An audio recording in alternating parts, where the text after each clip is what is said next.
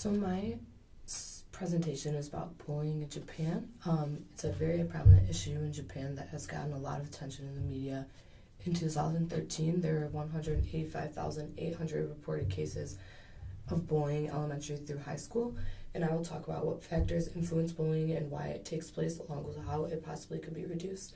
So the Japanese word for bullying is ijime, and it's a type of aggressive behavior where someone holds a dominant position and by intentional or collective acts causes mental and or physical suffering to another inside the group.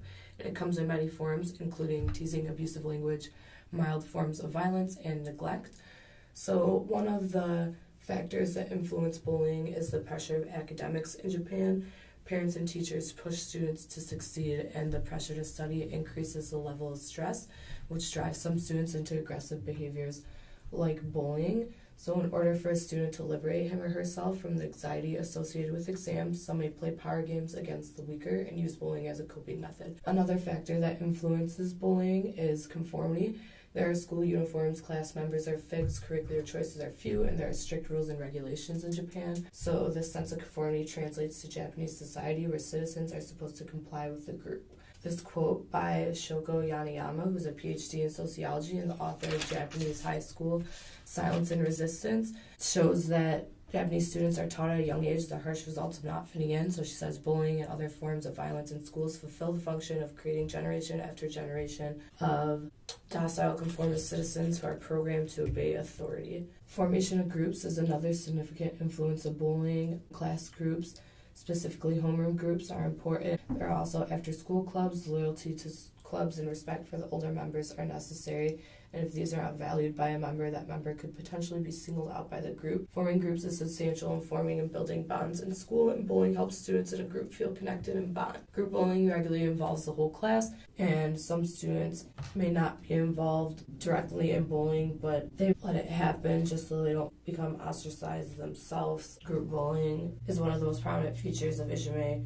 and because group formation is so important, students who want to feel part of the group collectively bully others who stand out. In a typical case, the whole class stops any verbal and nonverbal communication, and group bullying is a way of bonding. Moro hachibu is a frequently used slang term among students to refer to a certain type of bullying. It is the social sanctions by ways of excluding someone from the community. Moro hachibu is another way conformity is emphasized in Japanese schools. By excluding a peer, they are enforcing society's rules for acceptable behavior. So teachers have a direct influence on bullying. A study by Hatta found that 11 to 14% of teachers in primary and lower middle schools admit that they have bullied students either often or sometimes. So student bullying is more likely to happen in a classroom where students believe that they have been bullied by their teachers. When students see other kids bullied by teachers, they feel like it's okay to bully their peers. Corporal punishment is yet another factor of bullying. It was banned in 1947, but the ban has been almost completely ignored in schools. Teachers use several forms of corporal punishment, including verbal put-downs towards students, expressions that judge the student and point out how they are against the norm, labeling and scolding, and various forms of physical violence. All of these acts are found present in ijime between students. Some teachers may not bully students directly, but they might approve or side with the bully.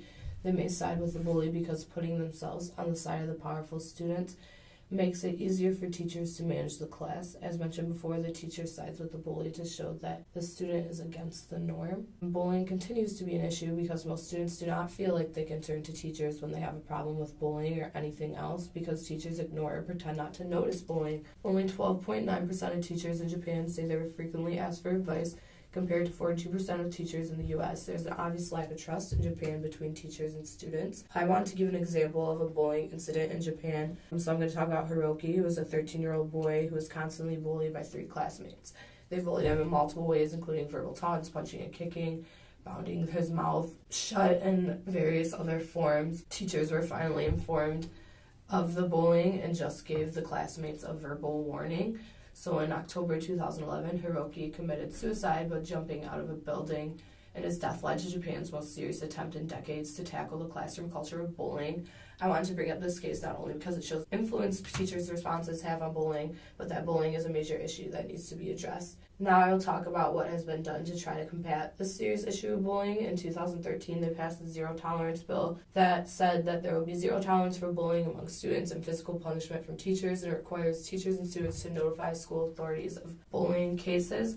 The bill also proposed teachers make more use of their power to suspend bullies. It also says that authorities will offer victims and perpetrators guidance and to involve the police if alleged crimes have been committed. So Nato is the associate professor in the Department of Psychosociology at Meiji University in Tokyo.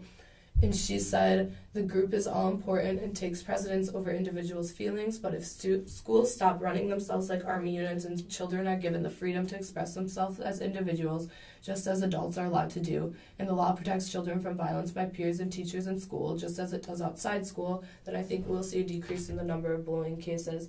This is how she feels we can finally reduce the incidence of bullying. So in conclusion, it's hard, almost impossible, to narrow the influence of the pandemic of bullying in Japan down to one factor, and there's a significant association between variables in bullying, and the focus is on structure of Japanese schools and society, because components are embedded in their society, so it's difficult to implement a plan of action to reduce bullying and violence in schools.